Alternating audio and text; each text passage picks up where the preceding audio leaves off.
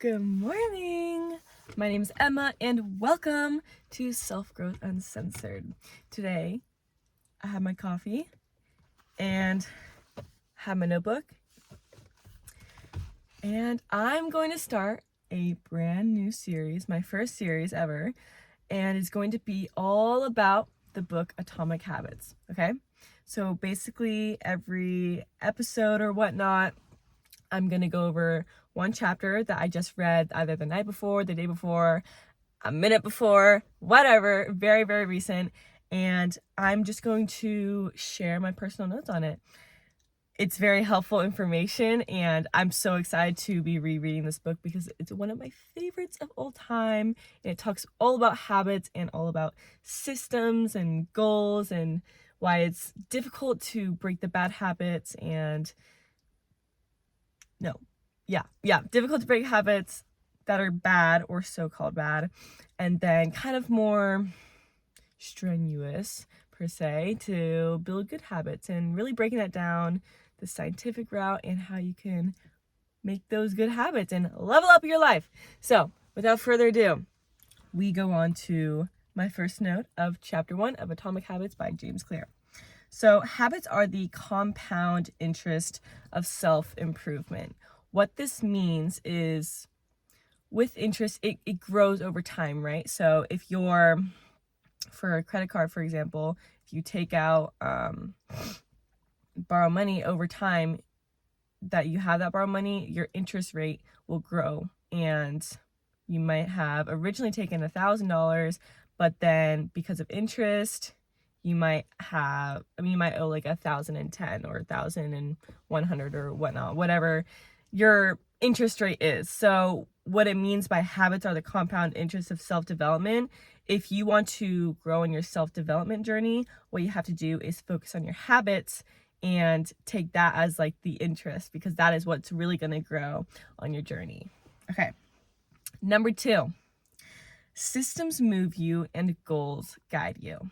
So societally, it's you hear about goals all the time, like, oh, set big goals, dream big dreams and everything. But the issue with doing that is that there's no plan of action behind it.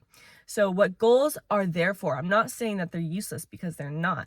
They're helpful, but they're helpful in the sense of showing you what direction you want to go to. For example, if you want to be let's see, what's a good goal? A good goal, okay.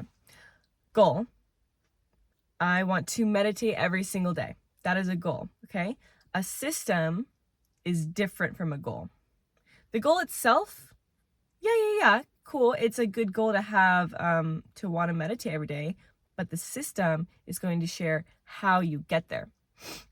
So the system with that specific goal would be every morning, straight after I wake up, I'm going to put on my headphones and listen to this guided meditation on YouTube for 10 minutes. Because just like in football or any other sports game, the coach knows that the score takes care of itself. What he has to focus on is the system of the players and making sure that they are operating at the best capacity that they possibly can. The score will take care of itself. There's no need to worry about that. In the context of systems and goals, think of the system as the players playing the game and the goal being the scoreboard. You just have to focus on the process, and you're still going to get to the same end result. Okay? Number 3, habits are a double-edged sword. They can work for you or they can work against you. So, double-edged sword, obviously, sharp on both sides.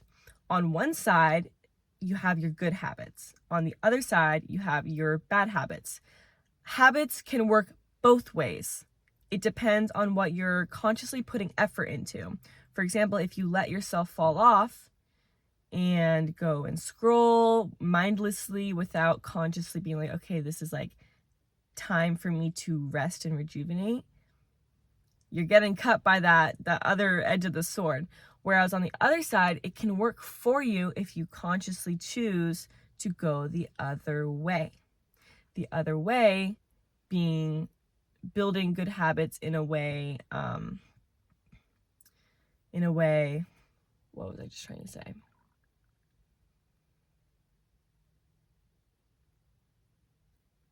Just building habits that work for you and who you want to become.